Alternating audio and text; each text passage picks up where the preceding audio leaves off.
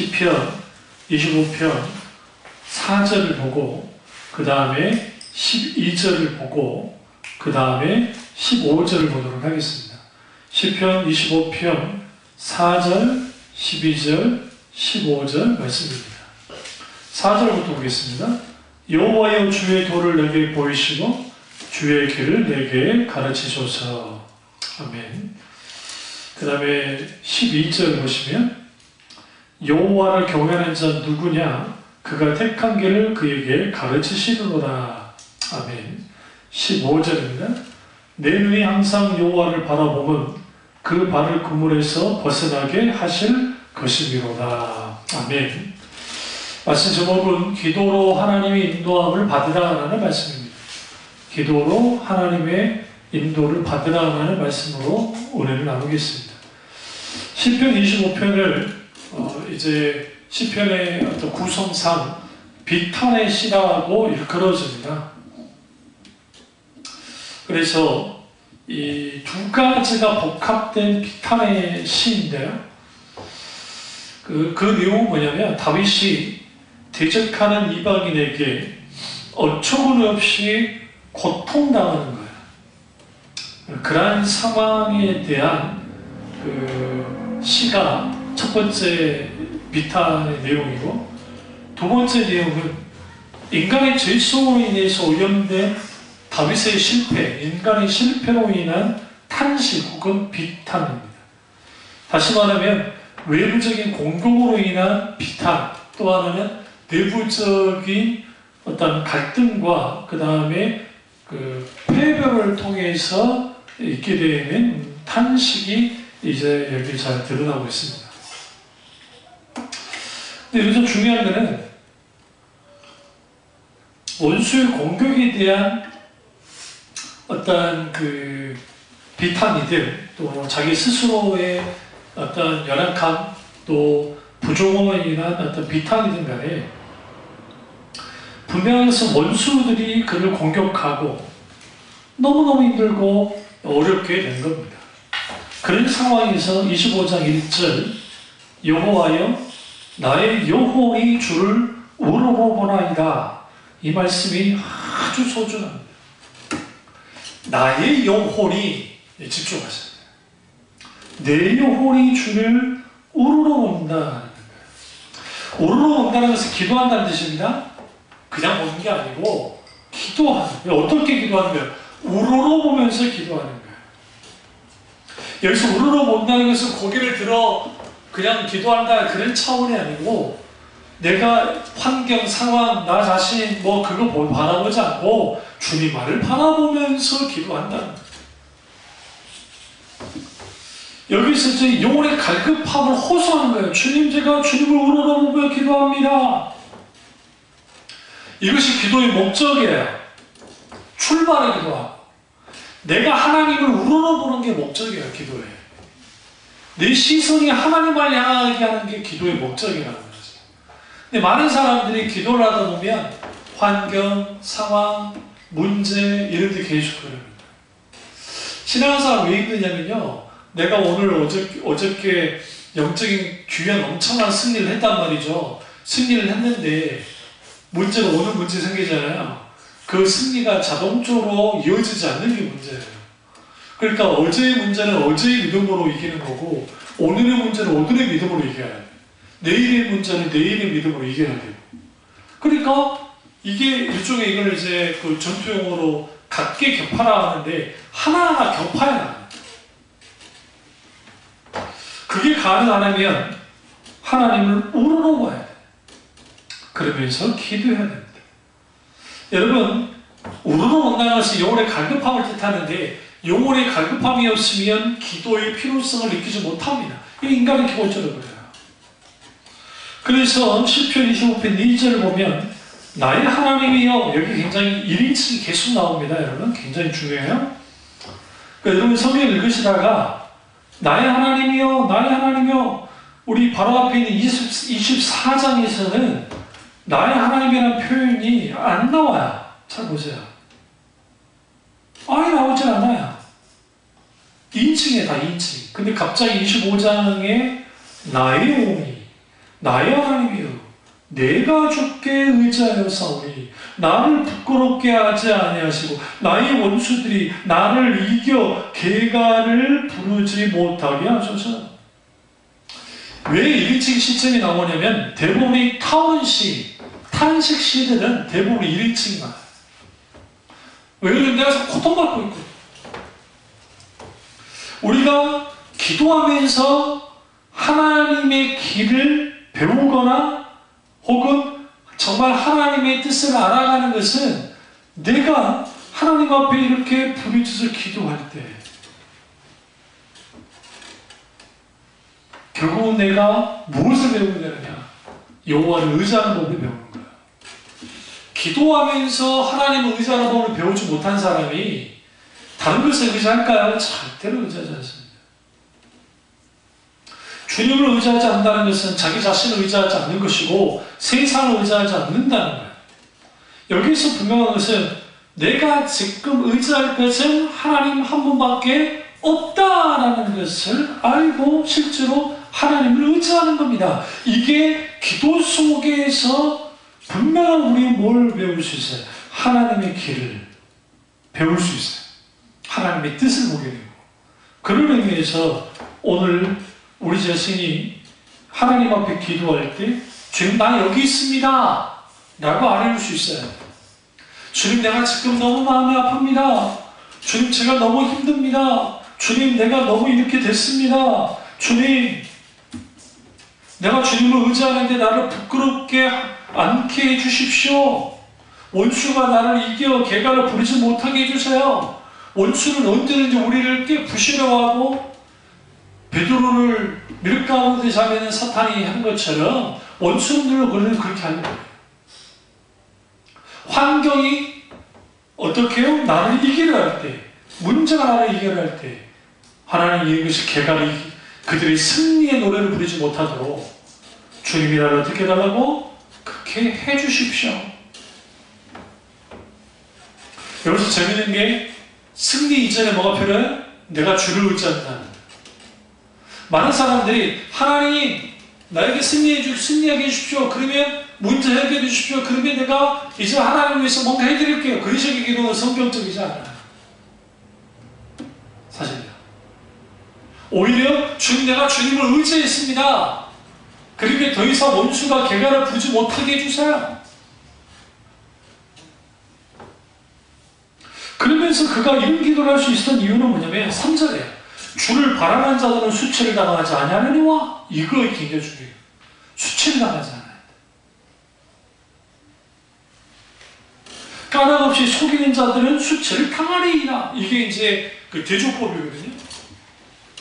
주님을 바라는 자들은 수치를 당하지 않아요. 그런데 까닭 없이 속이는 자들은 수치를 당해요. 까닭 없이 속인다는 것은 사기꾼이잖아요. 잔머리 쓰면서 근데 오히려 그들이 수치를 당할 거예요. 그런 의미에서 우리는 분명히 뭐 해야 되냐면 기도에서 가장 중요한 것은 하나님을 우러러보는 것이다. 바라보는 것이다. 의지하는 것이다. 그리고 그 속에서 우리는 분명하게 뭘 알게 되느냐. 나는 더 이상 다른 거 의지하지 않고 하나님만을 의지할 수밖에 없다. 근데 문제는 때때로 자기 자신을 망각할 때가 있습니다. 자기 지식과 지혜로 살아가야 해야죠. 무수한 덕과 올무가 놓여 있는데 거기를 우리도 모르게 지나다니는 거예요. 언제 어느 때 걸러 넘어질 수밖에 없는 그런 상황 속에 있음에도 불구하고 여전히 하나님께 뭐하지 않는다? 부르짖지 않는다. 그러니까 수치를 당하는 거예요. 믿음은 우리가 죄인인 것을 인정할 때 시작됩니다. 그런 의미에서 우리는 분명하게 뭘 봐야 되냐면 내가 정말 주님 앞에서 아무것도 아니고 내가 지금 할 수 있는 것은 뭐밖에 없다? 이제는 주님만을 바라보고 의지하는 것밖에 없다는 사실을 우리는 분명하게 명심해요. 12절 보시면 12절에 여호와를 경외하는 자가 누구냐? 그가 택할 길을 그에게 가르치시도다. 오늘 이 말씀이 중요합니다. 왜냐하면 우리가 기도가 왜 중요하냐면 기도 속에서 결국 하나님이 원하는 길을 보는 거예요. 아는 거예요.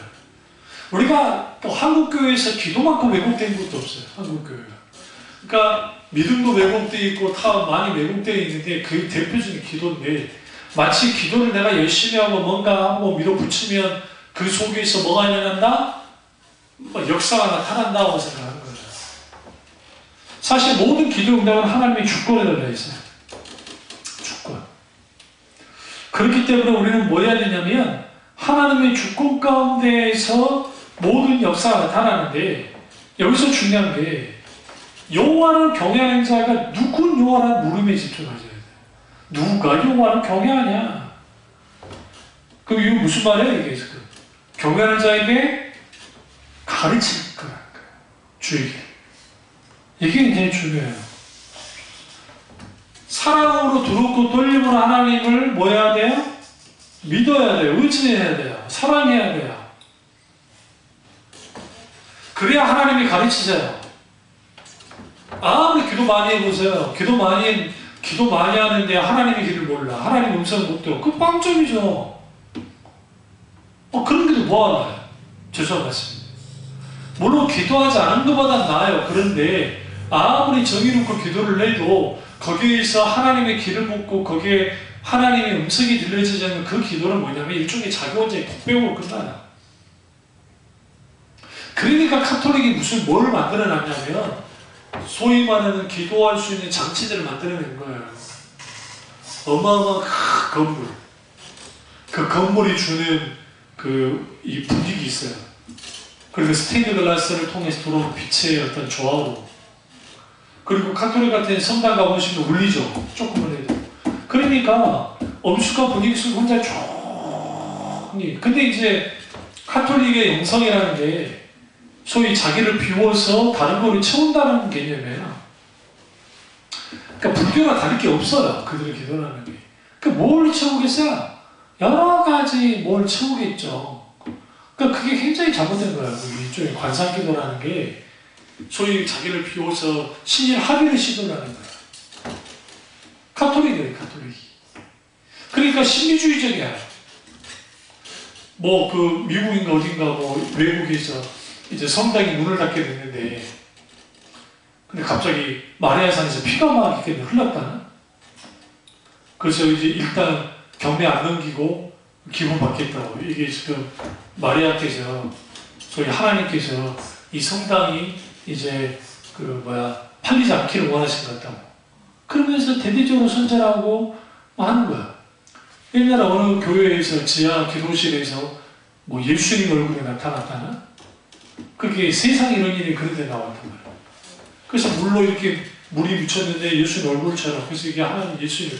여러분, 그게 기독교입니까? 그게? 아니, 그 담임 목사님이 신학을 제대로 했으면 그런 말을 할 수가 없어요. 그렇게 보이겠죠? 물론 하나님이 그런 역사 못하라고 생각하지 않아요. 근데 주님은 그런 식으로 역사하지는 않아요. 실질적인 사인이 있다고 한다면 분명하게 하나님의 사인을 보일 거예요. 그러니까 이단들의 특징이, 혹은 이 소위 말하는 은사주의자들의 특징이 뭐냐면 눈에 보여지는 현상, 이걸 막 만들어내는, 그럴듯. 물론 거기에 성령의 역사하지 않는다고 볼 수는 없습니다. 그냥 거기에 멋지게 사탄도 역사할 거예요. 그러니까 눈에 보이는 현상을 따라가면, 소위 표적과 이적과 기적만 따라가 버리면 뭐가 없어요. 십자가는 없어요. 예수님 없어요. 그냥 현상만 남을 뿐이지. 예수님이 그걸 굉장히 우려하셨잖아요. 폐역한 세대가 뭘 구한다 했어요? 표적을 구한다 했잖아요. 그러니까 예수님이 요나의 표적 외에는 보일 게 없다고 지금 말씀하셨어요. 요나의 표적이 뭡니까? 많은 목사님들이 그걸 십자가 표적이라 생각하는데 그거 아니에요. 그게 아니고 예수님이 그 본문에서 말했던 표적은 뭐냐면 요나가 회개 설교 메시지 회개를 외쳤잖아요. 근데 하루 만에 사흘길 이상을 꾸준히 돌아도 안 될 길을 하루 만에 그냥 보험 저렸는데도 그게 회개하고 돌이켰죠. 회개의 표적을 말해요. 말씀의 표적. 그 표적을 예수님이 보일 것밖에 없다라고 말씀하십니다. 그러니까 기도하면서 환상을 많이 보는 게 중요한 게 아니에요. 음성 많이 듣는 게 중요한 게 아니에요. 더 중요한 것은 하나님의 뜻이 어디 있냐는 거예요. 기도하다가 어떤 말씀이 깨달아지잖아요? 그거 귀한 거예요. 그게 바울이 뭐라 합니까? 1만 마디 방언보다 말씀을 깨닫는 5마디에 다 깨닫는 그 말씀이 더 크다고 하죠. 그러니까 우리가 누군가를 위해서 중보기도할 때 그 기도 속에서 하나님의 어떤 감동들이 있으면 그 감동을 가지고 계속 기도를 나가는 거예요. 분별하면서 말씀을. 이게 내 감정이 이제 주님이 주신 건지 원수가 한 건지 아니면 건 건지를 잘 분별해서 한 걸음 한 걸음 나가다 보면 그 기도가 성장되고 자라나요. 자라납니다. 그럼 거기에서 하나님이 한 걸음 한 걸음 하나님 하신 일들을 하셔요. 거기서 그러니까 우리는 기도하면서 가르치시는 하나님을 만나는 게 너무 소중하고 중요한 거예요. 막 아버지 불러 주님 역사해줘요. 하나님 어쩌고 하는데 거기에 주님의 음성은 들려주지 않아요. 문제가 많죠. 때로는 내 음성이 많이 적어지고 주님 음성을 들려 노력해요. 근데 그게 훈련이 되지 않으면 잘 안 들려요. 그리고 주님 그 택한 길을 저에게 가르쳐 주십시오라고 기도하셨어요. 그러니까 주님의 말씀을 주님의 뜻을 가르쳐 주십시오. 그리고 주님이 이 부분에 있어서 이제 가르치시겠다고 이제 말하잖아요. 가르쳐 달라 하잖아요. 12절에서. 그분이 이제 하나님이 이제 가르칠 거라는 거예요. 그에게 가르치시는 거예요. 근데 여기서 중요한 게 14절이에요. 여호와의 친밀함이 그를 경외한 자들에게 있으며. 여기서 이 경외함이 뭐와 관계가 있느냐? 여호와의 친밀함이에요. 여기서 친밀함은 하나님과의 친밀한 교제를 뜻합니다. 관계, 친밀한 관계. 그러니까 이 기도에서 가장 큰 핵심은 주님과 친밀해지고 가까워지는 거예요. 그래서 제가 그만하는 거예요.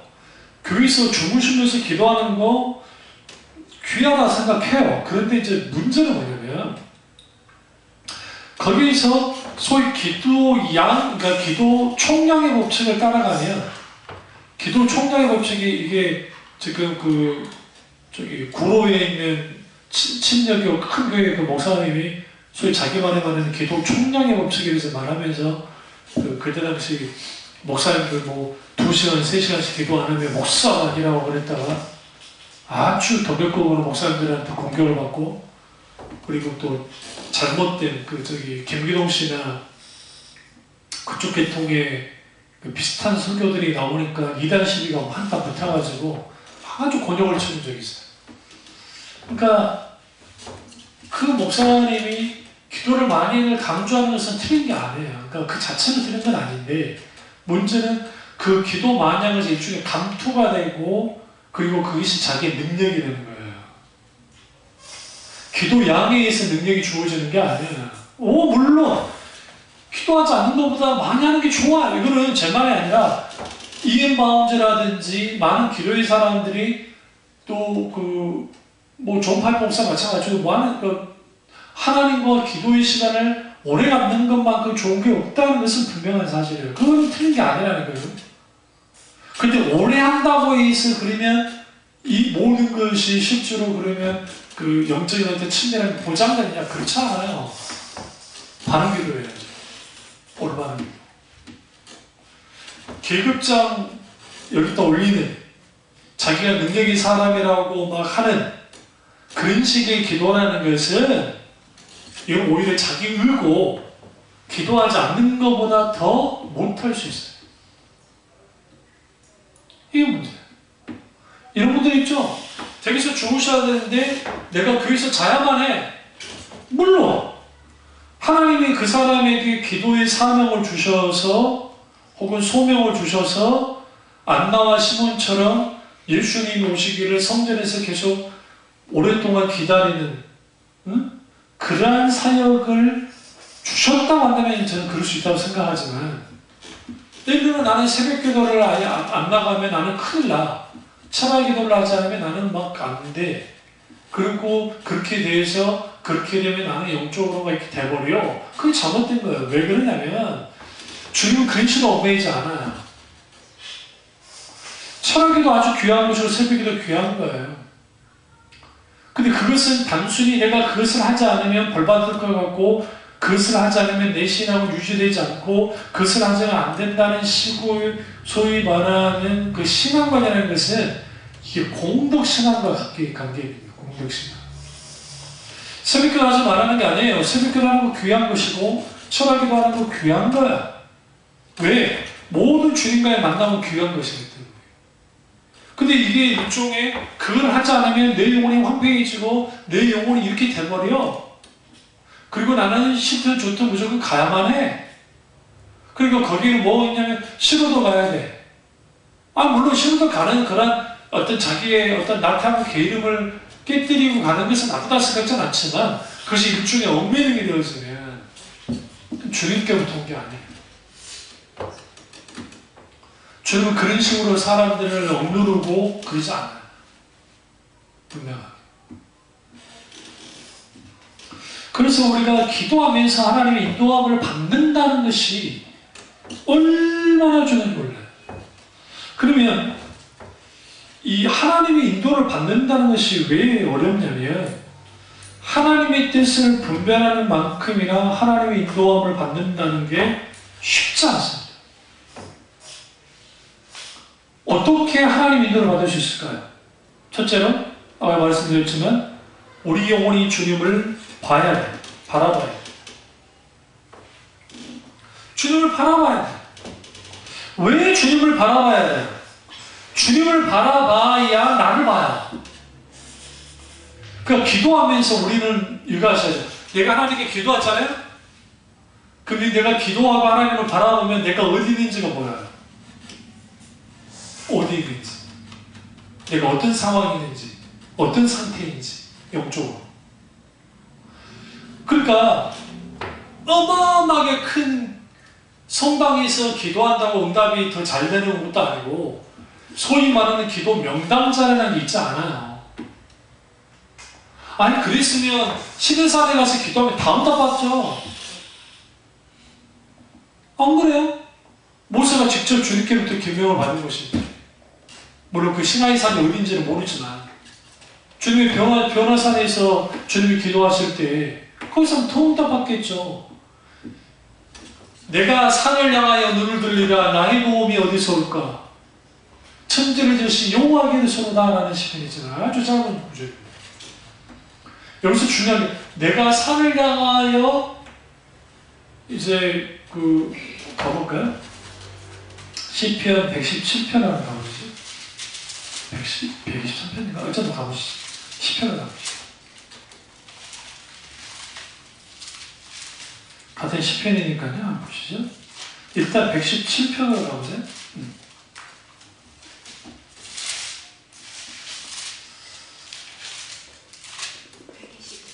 121편이에요? 네, 그래요.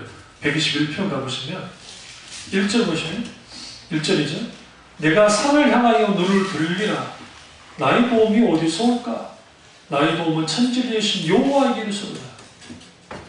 산을 향하여 눈을 들었다는 표현을, 이제 이 표현을 이제 목사님들마다 이제 해석을 좀 달리하시는 게 있어요. 주로 산을 향하여는 시온산이라고 생각하시는 분도 있는데, 혹은 하나님의 산이라고 생각하는데, 이건 아주 그러니까 뭡니까? 좀 오해하신 거야. 왜 오해했냐면요, 그렇다고 한다면 2절에 나올 이유가 전혀 없어요. 2절이 나오면 안 돼요. 나의 도움은 여호와께서 했으니까. 그러면 앞에 1절에서의 산은 부정적인 의미에서의 산이에요? 긍정적인 의미에서의 산이에요? 부정적인 의미에서의 산이에요. 왜 그러냐면, 모든 나라가 보세요. 모든 나라의 신당이나 산당 다 어디에 있어요? 높은 곳에 있죠. 높은 곳에. 그러니까 이집트 같은 경우에는 이렇게 우리같이 이렇게 큰 산들이 없으니까 그러니까 자기들이 평지에다가 신이 올라갈 수 있을 만큼 해가지고 뭐 150m 뭐 엄청나게 높이를 이렇게 올리는 거예요. 왜? 신에게 가까이 갈 수 있는 높이까지 갈수록 신과 만날 수 있다고 생각했습니까? 물론 그건 무덤이긴 하지만 우리나라도 대부분이 중요한 산당 소위 말하는 재단 같은 게 다 산에 있어요. 우리나라뿐만 아니라 아메리카, 내륙, 뭐 어디 나라는 다 똑같아요. 다. 고대 사람들은 무슨 생각이냐면 산에 신이 있다고 생각한 거예요. 신이라는 거. 그러니까 내가 산을 향하여 눈을 들었어. 그런데 나의 도움이 그 산에 있지 않더라는 거예요. 그 산은 우상들을 봐요. 우상의 신들이 있는 거. 나의 도움은 천지를 계신 여호와께 있다. 이 선언이 아주 중요합니다. 왜 그러냐면 우리가 기도할 때 소위 말하는 산기도가 왜 한국교회가 산기도가 막 할 때에 그때 은혜가 있었던 것은 뭐냐면 어쨌든 하나님과 독대에 가서 성함으로 가서 기도하니까 하나님이 놀라운 은혜를 많이 주셨더라고요. 그게 소문이 나니까 삼각산이 기도에 뭐 성지처럼 해서 거기서 기도 좀 한다고 하는 사람들이 거기서 막 기도한 거예요. 특별하게 그 장소가 중요한 게 아니에요. 왜 만약 그랬다고 한다면 예수님이 골방에서 기도하라는 말을 하지 않았을 거라고요. 너희들 그러지 말고 시내산에서 기도해. 그러지 말고 예루살렘 성전에서 기도해. 아니 묻고 싶은 게 성지순례 가가지고 뭐 물론 지금 알아크사 사원이나 돔 사원이 있지만 근데 거기에서 기도한다고 특별히 다릅니까? 아니 성령님이 우리에게 내주에 계시는데 아니 물론 마음가짐이 다르고 우리가 적어도 그 성지에 갔을 때 느낌도 다르고 태도가 다르니까 그럴 수는 있겠지만 이제는 주님이 찾아오시잖아요. 성령과 진료를 예비한 자를 찾아오시고 두세 사람이 모여서 기도하는 곳에 내가 함께 하신다 하셨고 우리가 골방으로 기도하는 게 뭡니까? 이제는 예수님이 십자가 못 박에 돌아가셔서 성소의 휘장이 찢어졌잖아요. 그래서 성소와 지성소에 막혔던 이 모든 것은 다 찢어져서 없어졌단 말이에요. 그러니까 내가 하나님 앞에 골방에서 기도하거나 교회에서 기도하거나 혼자서 어디서 기도하는 그 장소가 뭐가 되느냐? 일종의 하나님의 임재가 있는 지성소가 되는 거예요. 이런 기도의 왜곡이 왜 생겼냐면 기도는 철저하게 하나님과 대화 혹은 사귐 이게 중심이에요 사실은. 그런데 한국교회가 귀하긴 했는데 기도 강조하면 참 잘한 건데 이걸 통해서 능력을 받는 어떤 도구 응답받는 도구 문제 해결 도구로만 기도를 사용했단 말이에요. 그러다 보니까 하나님의 역사가 나타날 때 되고 나타나지 않기도 하고 이런 과정 속에서 많은 사람들이 뭐 하기 시작하냐면 이제는 기도란 문제 해결만 하는 것이다 라는 생각을 하는 거예요. 실제로 문제가 있으면 기도하게 돼 있고 또 사람이 오늘날 교회는 기도 조촐하지 않아. 왜냐하면 응답하지 않을 걸 아니까 역사하지 않을 걸 아니까. 그리고 또 무슨 생각이에요? 의인의 기도는 역사하는 힘이 많느니라 라는 그 말씀을 통해서 역사하는 힘이 많잖아요. 그러니까 그래 의인에게 기도를 부탁하면 역사하는 힘이 많아. 근데 그 본문을 이제 그 성경에서 그 본문을 쭉 보시면 좀 오해해서 나옵니다. 그러니까 그 의인의 기도라는 게 능력 많은 사람들의 기도가 역사하는 힘이 많다. 그 정도의 차원일까요? 그렇지 않아요. 믿음의 기도는 역사하는 힘이 많아요. 믿음의 기도는. 물론 병든 자가 되냐 장로들을 택하여 기도받아라 하죠. 기름 부어서. 그 장로가 목사님들이 귀하긴 해요. 그럼에도 불구하고 기도에는 계급장이 없어요. 기도의 가장 중요한 것은 내가 기도를 통해서 하나님의 인도를 받는 거예요. 그리고 거기에 가장 큰 핵심이 자기 성찰. 내가 어디에 있고, 내가 어떻게 있고, 내가 어떤 상태에 있고, 내가 어느 위치에 있는지를 기도하면서 보는 거예요. 뭘 할 때? 주님을 바라고 할 때. 이거와 똑같아요. 이쪽에 각도기를 대고 각도를 재듯이 내가 기도에 레이저를 탁 쏘잖아요. 그럼 하나님이 내 기도 하실 거잖아요. 그러면 내 위치가 어디 있는지, 내가 얼마나 하나님께 더 멀어져 있는지, 가까운지 어떤지 그 상황이 보여져요. 굉장히 중요합니다. 두 번째로 기도하면서 하나님 인도를 받으려면 기도하는 자세가 아주 중요합니다. 많은 사람들이 기도하면서 하나님 인도를 받지 못하는 것은 무지 때문에, 무지 때문에. 무엇이 하나님의 뜻이고 무엇이 하나님의 뜻이 아닌지를 분별을 잘 못해요. 그럼 왜 분별을 못하느냐? 자기 세속적인 소위 말하는 기준이 내려져야 돼. 그러니까 자기 생각, 자기 야망, 자기 목적, 자기 계획, 자기 기준이 내려져야 되는데 안 내려진 상태에서 하나님 인도를 받으려고 하니까 당연히 기도의 자세는 어떻게 되어져요? 내 것을, 내 의지를 가지고, 내 뜻을 가지고, 내가 원하는 걸 가지고 하나님께 딱 던지는 식이에요. 이거예요. 일종의 진보따를 가져가지고 팍 쏟아버려요. 그리고 하나님 알아서 해주세요. 응답해 주셔야 됩니다. 이 사람마다 천태만상이죠. 그나마 좀 괜찮은 사람은 하나님 해주세요 하면서 그러긴 한데 어떤 사람은 배짱 그런 거예요. 하나님 안 해주시면 안 됩니다. 해주십시오. 공감 힙박 쪽에 슬슬 또 하나님은 달래. 하나님 이번만 해주시면 제가 더 잘할게요. 대부분 그런 식으로 기도 많이 하죠.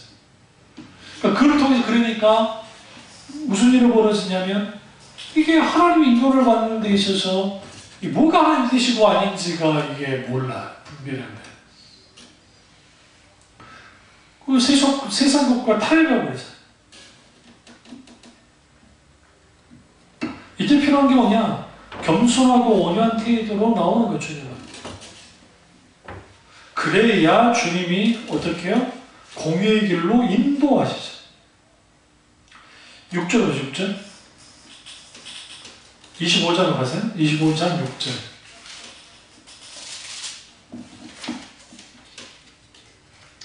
여호와의 주의 긍휼하심과 인자하심이 영원부터 있사오니 주여 이것들을 기억하옵소서. 그리고 9절 보시면 온유한 자를 정으로 지도하시며 온유한 자에게 그의 도를 가르치시노라. 온유해야 돼. 하나님 앞에 온유한 자들 그들을 공의의 길로 주님이 인도하세요. 온유함은 뭐라 했죠? 온유라는 단어, 가난이라는 단어, 겸손이라는 단어는 거의 동의어적이에요. 그러니까 우리 한글말에는 가난, 겸손, 온유가 이게 같이 뭐 연관이 별로 없는 것 같잖아요. 왜냐면 가난은 가난한 거고, 온유는 온유한 거고, 겸손은 겸손한 거니까. 그런데 이 세 가지가 성경에서는 공통적인 게 있는데 그게 뭐냐면 자기 처지를 분명히 인식하는 거야. 그러니까. 그렇기 때문에 낮아져 있어요. 낮아진 마음. 온유도 낮아진 마음이 있어야 온유하고 겸손도 낮아진 마음이 있어야 겸손하고 가난함도 낮아져요. 마음이 낮아집니다. 심령이 가난합니다. 그 낮아짐이 있어야 되는데 그 낮아짐은 주님 앞에 딱 섰을 때 자기 처지를 인식할 때 낮아져요. 아, 내가 아무것도 아니구나. 주님 없으면 살 수가 없구나. 그러니까 나는 하나님의 긍휼을 입어야 돼. 긍휼하심을 입어야 우리가 뭐 하느냐? 온유해질 수 있어요. 그 온유한 자에게 주님이 뭐 한다고요? 주님이 비로소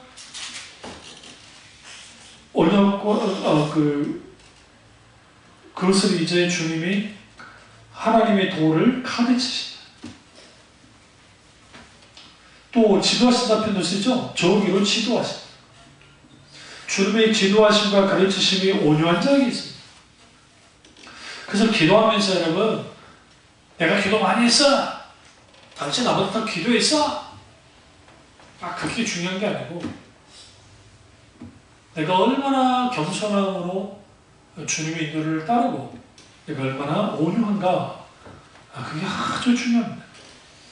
근데 여기서 이제 그 25장 6절, 25장 8절, 25장 8절 하반절, 그 다음에 25장 14절, 이 부분이 이제 여기서 우리가 좀 볼 게 있는데, 인자하심이 영원부터 있사오니 주여 이것들을 기억하옵소서. 긍휼하심의 인자하심이 영원부터 있기 때문에 이 기억해라 하는 표현이 이걸 달라는 거예요. 지금 주님의 긍휼과 인자하심을 이렇게 부어주십시오 라는 겁니다. 내가 부족하고 못났음에도 불구하고 끊임없는 하나님의 긍휼과 그리고 끊임없는 주님의 사랑이 나를 건져주고 구원해주고 나를 이끌어주는 거예요. 8절 보시면요, 여호와는 선하시고 정직하시니 그러므로 그의 도로 죄인들을 교훈하십니다. 선하시고 정직한 분이 누구예요? 하나님이세요. 하나님은 선하심으로 역사합니다. 하나님은 정직함으로 우리에게 그 길을 인도하십니다. 그렇기 때문에 우리는 틀림없이 약속한 바를 성취하시는 그 하나님, 그 하나님의 인도하심이 어떠다는 것, 옳다는 것. 근데 여기서 이제 기도하면 기도의 자세에서 가장 중요한 것은 명심해야 될 게 하나님은 항상 옳다는 거예요. 이걸 전제하지 않으면 기도하면서 우리는 하나님 이거 잘못했어요. 우리 거꾸로 들어요. 그런 경우 없나요? 있죠. 하나님 그거 안 되길 원하는데 왜 주님 그렇게 하셨어요? 그렇게 되면 안 되잖아요. 왜 이러십니까? 그럴 수 있잖아요. 근데 하나님 아니라고.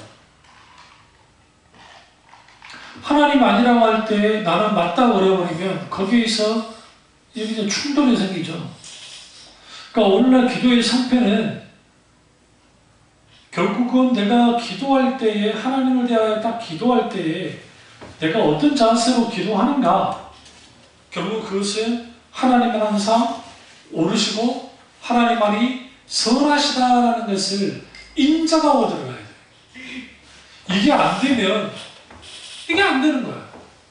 그러니까 대부분의 기도 설교라는 게 누가 이렇게 얘기해서 이렇게 기도해서 기도응답 받았더라, 기도응답 받았더라, 기도응답 받았더라. 그러니까 그 사람도 혹해가지고 막 이제 나도 이렇게 기도해야지. 그래서 내게 강가 대표가 뭐 할 수 있다 하시니, 응? 그런 찬양을 하면서 철학 때만 기도하면서 이제 하나님 그렇게 응답받기 원합니다. 역사님 주여 믿습니다. 역습니다. 막 덮어 놓고 뭐 한단 말이에요. 물론 하나님은 그 과정 속에 응답해 주실 때가 있어요. 점점 뭐가 문제냐면 하나님의 손만으로 구하는 게 있어요. 그러니까 하나님이 기도하지 못해요. 그러니까 세상 사람이나 아니나 똑같아요. 세상 종교를 믿고 있는 사람이나 기독교 신자나 기도하는 거 보면 그냥 명칭과 의식과 그것만 다를 뿐이지 그 별 차이 없을 만큼이에요. 곧 있으면 이제 다음 달이면 수능 아닙니까? 벌써 11월 달에 시험이 있으니까. 근데 그 수능인데 지금 막 기도하는 모습들을 보세요. 하나님 대학 보내주세요. 대학 보내주세요. 주님 대학 보내주세요. 어느 대학 보내주세요. 하나님 막 밀어붙이듯이 기도하는 사람 너무 많아요. 그 자식이 공부를 잘하고 못하고 상관없이 어쨌든 뭐 해달라고 어떻게 해주셔야 돼요.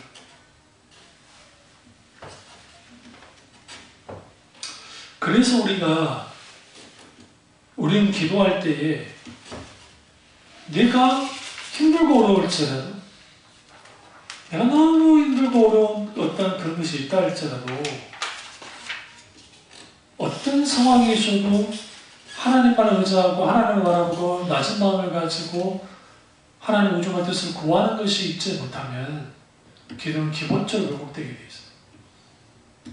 기본적으로. 그러니까 깊이 주님을 만나죠. 기도하면서. 그러니까 대표 중에 대표 기도들이야. 우리가 이제 많이 좀 잡혔으니까 괜찮은데 그 교회들마다 대표 기도하면 화가 나요.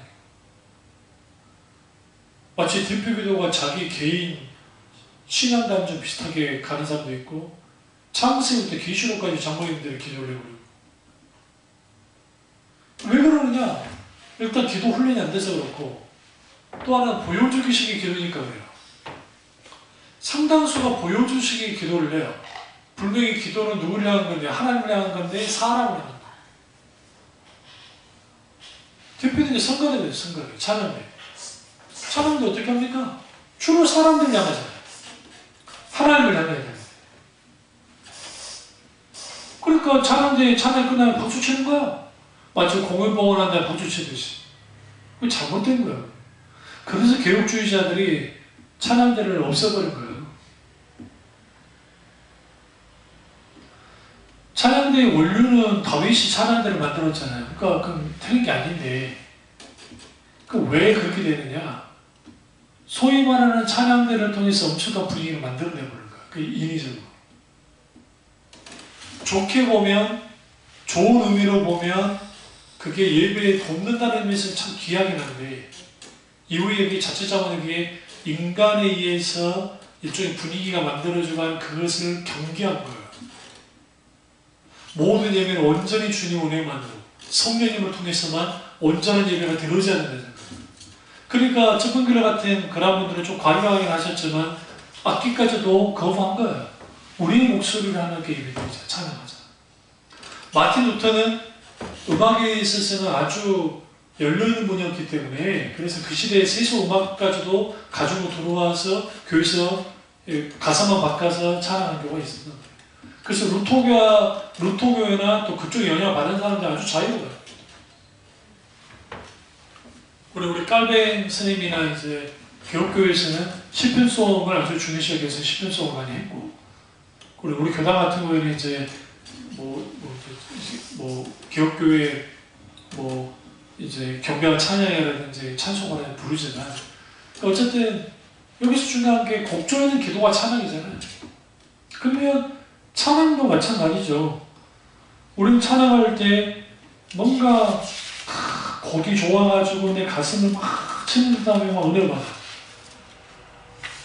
그렇지 않으면 세상 말로 은혜 받는다는 소리예요. 그래서 이제 은혜를 못 받는 거죠. 랩이라는 게 랩으로 하나님을 사랑하겠다. 난 글쎄요, 난 좀 의문이죠. 그걸 통해서 하나님께 하겠다. 그들은 나름대로, 또 심지어는 뽕짝 목사, 구한국의 목사가 있는데, 저보다 후배인데, 저희 학교 후배는 아니지만, 근데 그런 분들이 또 뽕짝을 가지고 막 복음 전달. 근데 여러분, 찬양 그렇게까지 땅에 떨어뜨리면 안 돼요. 제가 단순히 보수적이라 그런 게 아니고, 찬양은 하나님 이름에 합당하게 올려드리는 게 찬양인 거예요. 월십이라는 게. 월스프로슈십. 가치 있는 것을 올려드리는 게 찬양입니다. 경배의 찬양입니다. 경배니까. 이 부분에서 아주 조심해야 돼요. 그 부분에 있어서. 그래서 우리 여러분 기도하실 때, 기도하시다가 찬양하고, 찬양하는 건 나쁜 거 아니에요. 귀한 거예요. 그러니까 기도하시다가 어떤 감동이 있으면 또 찬양하세요. 또 하나님이 이 찬양을 받기를 원하시면 찬양 드리는 거죠. 어때요? 우리가 혼자서 기도하는데. 그러면서 주님께 충분히 기도로 나아가게 될 때에 기도의 가장 큰 핵심이 뭐라고요? 하나님 인도를 받는 거예요. 오늘 내가 오늘의 기도를 통해 오늘의 인도를 받고, 또 내일 기도 시간에 내일 또 인도를 받고, 인도받고 하다 보면 처음에는 하나님의 인도받는 것을 잘 모르다가 이제 하나님의 음성을 듣기 시작할 때, 근데 그래서 여기서 음식을 된다는 게 무슨 계시받고 그런 거 아니에요. 저는 잘못된 거고, 그게 아니라 하나님 온전한 뜻을 보기 시작해요. 그 기도가 뭐와 연결이 되냐면 내 삶까지도 연결이 되는 거예요. 그렇게 돼야 거기에서 뭐가 되느냐? 진짜 기도 속에서 하나의 인도를 받는 것이지, 아무리 기도해보세요. 그러니까 우리가 마음이 급해지면 하나님 이렇게 해주세요, 저렇게 해주세요, 이렇게 돼야 됩니다, 저렇게 돼야 됩니다. 그래 버리는 거예요. 점점 하나님의 의중과 뜻이 어디 있는지를 모르죠. 그러니까 이게 헷갈리는 거예요. 이게 벙 떠버려요. 마지막 세 번째로 기도 속에서 하나님의 길을 배워야 됩니다. 그러니까 주의 길을 내게 가르치소서 할 때 가르치다는 표현이 내가 배우겠다는 의미도 있잖아요. 그래서 우리는 기도 속에서 하나님의 길을 배워야 돼요. 구체적으로 배워야 돼요. 그 어떻게 그러냐? 내 소리가 적어지고 하나님의 음성이 많아져야 돼요. 내 요구사항이 적어지고 하나님의 요구사항이 들려져 있어요.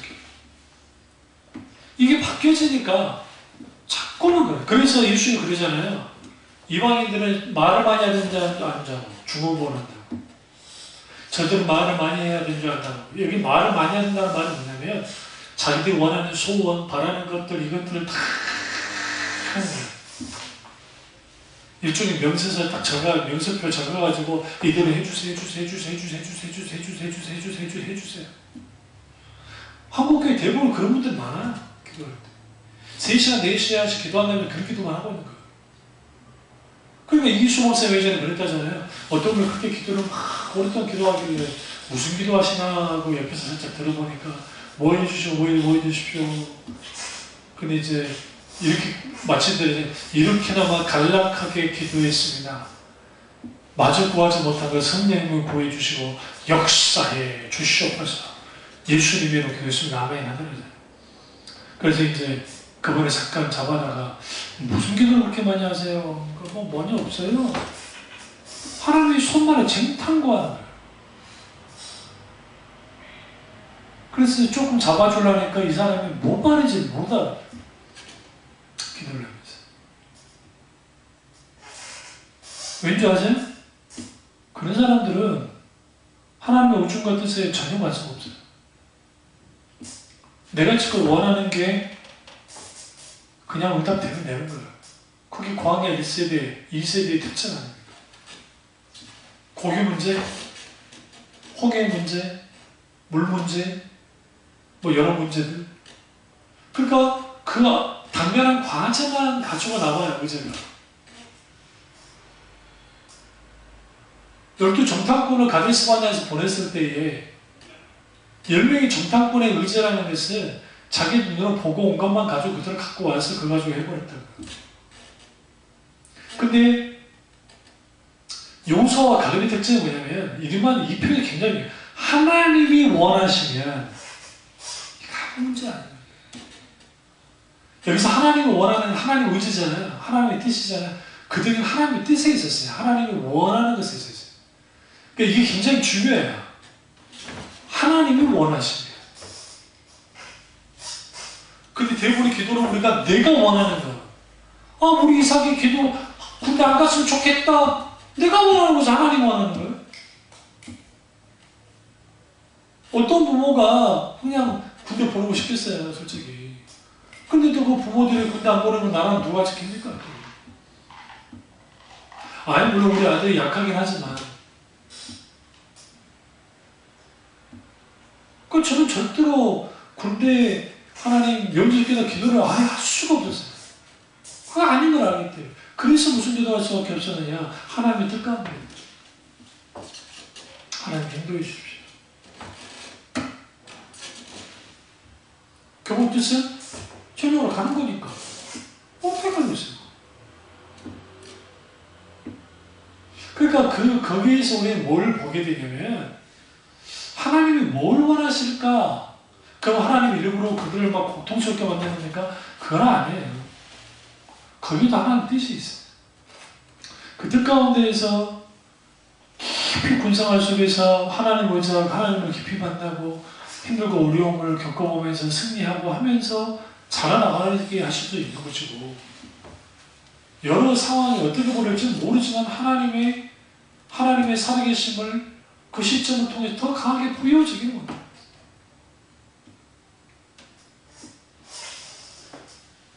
그러니까 이게 참 재미있는 게 어떤 삼자가 뭔가 기도를 하고 하는 건 잘 보여요. 그런데 막상 내 의자가 됐을 때는 좀 상황이 달라져요. 뭐 어디 가셨냐? 행동을 보면 아시죠? 행동의 언어. 그 행동의 언어를 통해서 보면 그게 곧장 그렇게 나타나요. 자체적으로.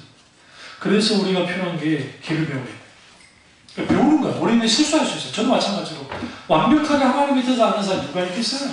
그러니까 이렇게 실수도 하고 저렇게 실수하면서 그러나 거기서 조정을 하고 고치면서 하나님의 길을 배워요. 제가 그러잖아요. 로또 1000만번 사봤자 안 돼요. 저는. 하나님은 그런 분이 아니기 때문에. 나한테 로또를 주실 분이 아닌 걸 알기 때문에. 크리스찬들에게 하나님은 요행을 바라게 하는 분이 아니잖아요. 그렇기 때문에 기본적으로 성경의 기준에서 벗어나 있는 모든 기도는 잘못된 거예요.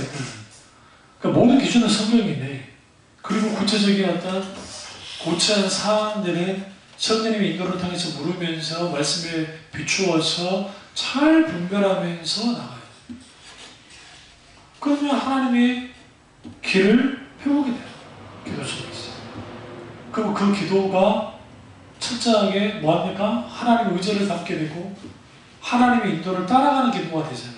그럼 하나님의 인도를 받는 삶이 살는 것이고, 거기에는 진정한 하나님의 놀라운 함께 하심이 있고요. 주님이 동역하고 동행하심이 있게 되고, 여호와가 하나님께서 요셉과 함께 하심으로 형통을 주셨잖아요. 우리는 많은 사람들이 형통을 요셉이 하나님마다 하나님이 함께해서 잘 됐다, 그 형통을 보잖아요. 저는 그렇게 보지 않아요.